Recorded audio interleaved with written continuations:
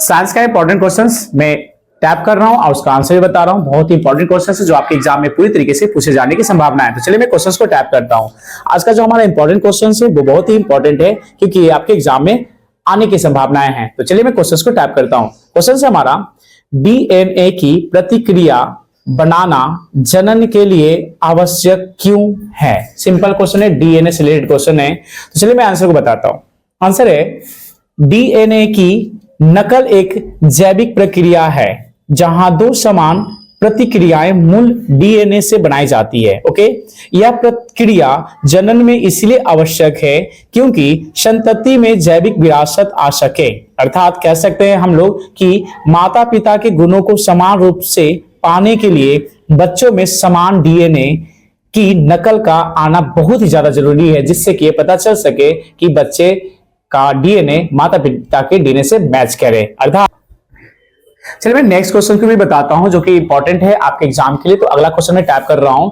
आज का अगला क्वेश्चन है, मानव में बच्चों का लिंग निर्धारण कैसे होता है? मनुष्य में जो बच्चे जन्म लेते हैं तो उसका लिंग निर्धारण होता है, वो कैसे होता है? तो एक हम लोग समझते हैं इसको छोटे से आंसर के साथ जो मैं टैप कर रहा हूं। आंसर है, मानव शरीर में कोशिका में क्रोमोसोम के 23 जोड़े होते हैं। मानव शरीर में कोशिका के क्रोमोसोम के 23 जोड़े होते हैं। इसमें 22 जोड़े में माता के जीन तथा पिता के जीन की प्रतिलिपि होती है, लेकिन मनुष्यों में लिंग निर्धारण में भाग नहीं लेती है। 22 जोड़े है जो कि भाग नहीं लेता है। अर्थात 23वीं जोड़ी को सेक्स गुणसूत्र कहा जाता है। अर्थात हम कह सकते हैं कि 23वां जो जोड़ा होता है वही सेक्स गुणसूत्र के रूप में काम करता है। और इस प्रकार से कह सकते हैं कि महिला XX गुणसूत्र, पुरुष XY गुणसूत्र होता है। महिलाओं में XX क्रोमोसोम होते हैं जबकि पुरुषों में XY क्रोमोसोम होते हैं। अर्थात कह सकते हैं इन कोशिकाओं को पुरुषों और महिलाओं दोनों में गैमेट बनाने के लिए उपयोग किया जाता है। अर्थात गैमेट बनाने के लिए इसका उपयोग किया जाता है। एक बच्चा जो अपने पिता से X गुणसूत्र पाता है, यदि कोई बच्चा अपने पिता से X गुणसूत्र पाएगा तो हम कह सकते हैं कि वह जो बच्चा होगा लड़की होगी। बिकॉज X माता में तो XX गुणसूत्र दोनों पाए जाते हैं। अगर पिता में X और Y गुणसूत्र पाए जा रहे हैं, जैसे मैं बता रहा हूं, ध्यान से देखिएगा। आपने आंसर देखा कि ये मान लो कि महिला है, ठीक है, और ये पुरुष है। तो महिला में X और X गुणसूत्र रहते हैं जबकि X और Y पुरुषों में होते हैं। ध्यान से देखिएगा, अगर कोई बच्चा का जन्म लड़की तभी होगा क्योंकि यहाँ तो XX है ना महिला में, और यहाँ पुरुष में क्या है, X और Y है, तो यहां से तो X ही मिलेगा। तो अगर पुरुष से अगर इसने X लिया, क्या लिया, X लिया, तो यहां से भी X ही लेगा।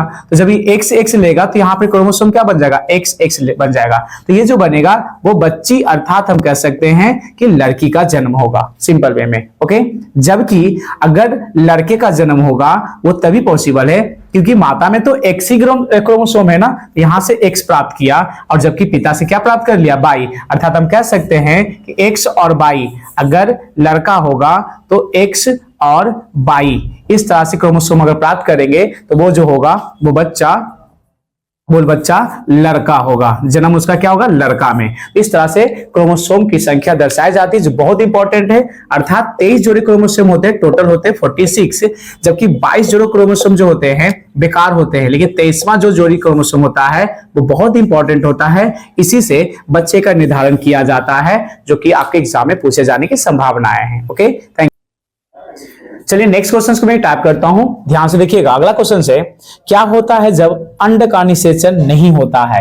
कहा गया सिंपल क्वेश्चन कि जब अंड का निषेचन नहीं होता तो क्या होता है महिलाओं में? अर्थात ध्यान से देखिएगा, कहा जाता है जब अंडा निषेचित नहीं होता है तो अंडा धीरे धीरे नष्ट होने लगता है, अर्थात टूट जाता है, तथा मासिक चक्र के द्वारा रक्त प्रवाह के साथ शरीर से बाहर निकल जाता है। इस प्रकार से अंडा निषेचित नहीं होता है तो वो क्या होता है, मासिक चक्र के द्वारा अंडा टूट करके वो क्या होता है, रक्तचाप के बाहर निकल जाता है। इस प्रकार से कहा गया है कि अंडा जब अगर निषेचित नहीं होगा तो उसका क्या होगा। ओके, ये ध्यान रखिएगा, ये भी क्वेश्चन बहुत ही इंपॉर्टेंट है।